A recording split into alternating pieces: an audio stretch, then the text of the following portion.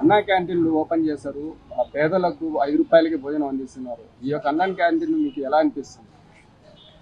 అన్నా క్యాంటీన్ వల్ల ఆ, నిరుపేదలకైతేనేమి మధ్యతరగతి వాళ్ళకైతేనేమి ఎన్నో రకాల ఉపయోగాలు. ఊర్ల నుంచి రావటం, వాళ్ళ పనులు చూసుకొని వాళ్ళకు సరైన సమయంలో హోటల్స్కి వెళ్ళినందువల్ల అక్కడ వాళ్ళకి తగు ఆ, రేట్లకి ఆ అన్నం దొరకకుండా ఉన్నందువల్ల ఈ అన్నా క్యాంటీన్లు అన్ని రకాలుగా ఉపయోగపడుతుంది. అటు కార్మికులకైతేనేమి, చిన్న పనులు చేసుకునే వాళ్ళకైతేనేమి, మధ్యతరగతి కుటుంబాలకు అయితేనేమి ఇది చాలా ఉపయోగపడుతున్నాయి. ఈ అన్నా క్యాంటీన్ కూడా గవర్నమెంటు మంచి ప్రదేశాల్లో ఎక్కడ జనసాంద్రత ఎక్కువగా ఉంటుంది, నిరుపేదలు ఎక్కువగా ఉంటారు, ఆ ప్రదేశాలని సెలెక్ట్ చేసుకొని ఆ ప్రదేశాల్లోని అన్నా క్యాంటీన్ ఓపెన్ చేసి వాళ్ళకి తగు విధంగా రూ. 5కి టిఫిను, మధ్యాహ్న భోజనం, రాత్రి అన్నం పెట్టడం అనేది ఇది ఎంతో గొప్ప పరిణామము. ఇది మనం ముఖ్యంగా మన తెలుగుదేశం పార్టీ నారా చంద్రబాబు నాయుడు గారికి, అదేవిధంగా లోకేష్ గారికి, మా నెల్లూరు సిటీ తరఫున పొంగూరు నారాయణ గారికి చాలా వరకు ప్రజలందరూ కృతజ్ఞతలు తెలుపాలని కోరుకుంటున్నాము. అదేవిధంగా ఈ అన్నా క్యాంటీన్ 2019 ఉన్నప్పుడు, 19 ముందు గవర్నమెంట్ ఉన్నప్పుడు చాలా అద్భుతంగా జరిగి ప్రజల స్పందన కూడా ఎంతో బాగా వచ్చింది.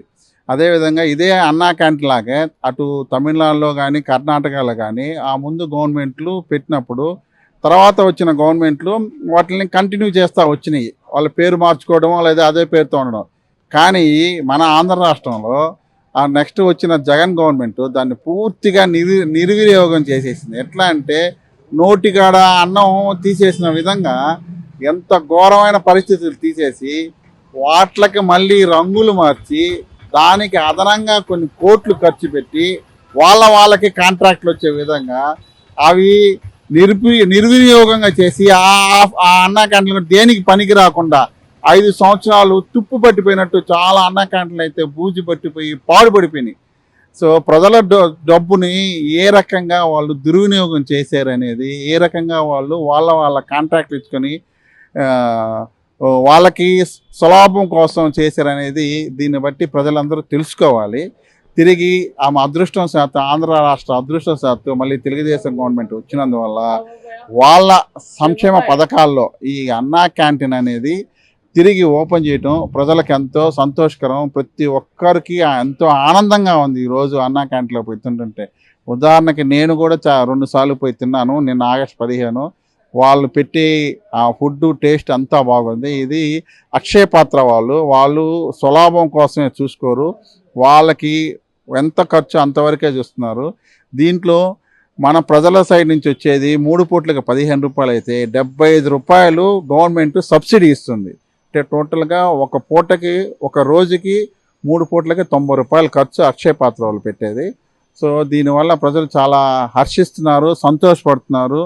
ఇట్లాంటి సంక్షేమ పథకాలు ఇంకా ప్రజలకు చేస్తే మన చంద్రబాబు నాయుడికి, తెలుగుదేశం పార్టీకి ముందు ఇంకా మంచి భవిష్యత్తు ఉంటుందని కోరుకుంటున్నాం. గతంలో జగన్మోహన్ రెడ్డి ఎన్నో పథకాలు ఇచ్చారు, కానీ నవరత్న పథకాలు అనేది అమలు చేశారు. కానీ ఇటువంటి పథకాలు లేవు కదా, లోటు ఏమైనా కనిపిస్తుంది? ఖచ్చితంగా కనపడుతుంది. ఎందుకంటే ఆయన నవరత్నాలు అన్నారు. ఓకే, నవరత్నాలు అన్ని పథకాలు ఉన్నాయి.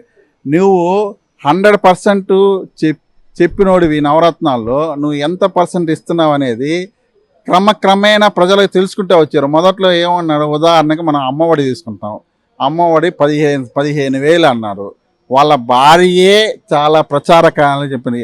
మీ ఇంట్లో 2 ఉంటే 30,000, ఒకరుంటే 15,000, ముగ్గురుంటే ముగ్గురికి అని. ఓకే, స్టార్టింగ్ అది.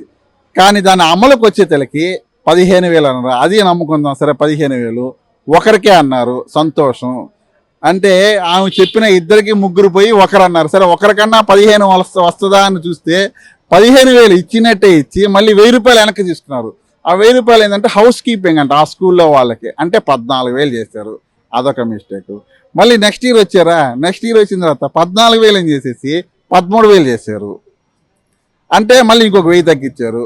మళ్ళీ ఇంకొక సంవత్సరం కూడా 13,000 ఇచ్చారు. లాస్ట్కి 5వ సంవత్సరం అసలు ఇవ్వాల.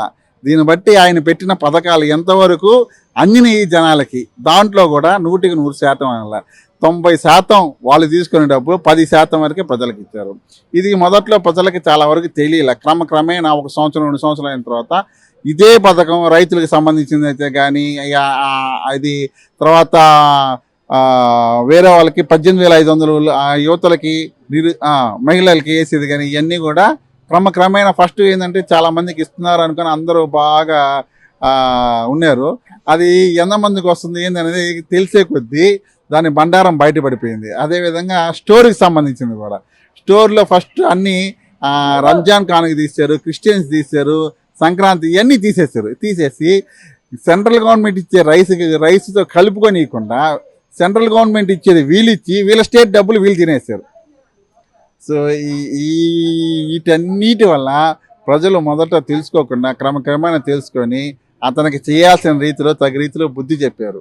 సో 151 అని చెప్పి విర్రవీగిన జగను ఈరోజు కనీసం చంద్రబాబు నాయుడుకి వచ్చిన 23లో సగం కూడా రాకుండా, ప్రతిపక్ష హోదా కూడా లేకుండా అతను చదువుకున్నాడా చదువుకోలేదా అన్నిట్లో నేను ఫస్ట్ అన్నాడు. అసెంబ్లీలో ప్రతిపక్ష హోదా ఉంటే ఇంత పర్సంటేజ్ ఉండాలి అది ఇది అని చెప్పిన వ్యక్తి ఈరోజు మళ్ళీ కోర్టుకు వెళ్ళి నాకు ప్రతిపక్ష హోదా కావాలి, ఇంకోటి కావాలి, ఇంటికి కావాలంటే ఇది జనాలు నిజంగా అతనికి మైండ్ సెట్ బాగుందా లేదా, బుర్ర ఉందా లేదా, చదువుకున్నా లేదని జనాలు అర్థం చేసుకుంటే తిరిగి మళ్ళీ వాడిని ఇంకా అసలు ఎటువంటి పరిస్థితుల్లో రానియకుండా చేసుకోవాలనేది నా విన్నపం. అన్నా క్యాంటీన్ ఇలానే ఉండడం బాగుంటుందా?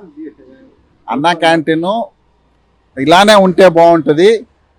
పరిస్థితుల ప్రభావం వల్ల 5 రూపాయలకే భోజనం అనేది అది అతి కష్టము ఇప్పుడున్న రోజుల్లో, ఇంకా రాబోయే రోజుల్లో కూడా కష్టము. దాన్ని కొద్దిగా మార్పులు చేర్పులు ఏం చేసినా కూడా ఇబ్బంది లేదు. కానీ టిఫిను, మధ్యాహ్న భోజనము, రాత్రి లంచ్ ఇదే విధంగా వాళ్ళు మెయింటైన్ చేస్తూ ₹1 అటు ఇటు మార్పు చేసినా కూడా ఇబ్బంది లేదు. కానీ దీనివల్ల ఉన్న పథకాలన్నింటిలో కంటే ఈ అన్నా క్యాంటీన్ పథకం అనేది చాలా అద్భుతమైనది. అది ప్రతి ఒక్కరికి ఆకలి తీర్చే పథకం. దీనివల్ల ప్రజలు సంతోషిస్తారు. కానీ ఇది తీసినందువల్ల ఇంకో నోటికాడ భోజనం తీసినట్టుంటుంది. కానీ దీన్ని ఇట్టే మెయింటైన్ చేస్తూ దీన్ని ఇంకొద్ది ఏదైనా కొద్దిగా మెరుగుపరుచు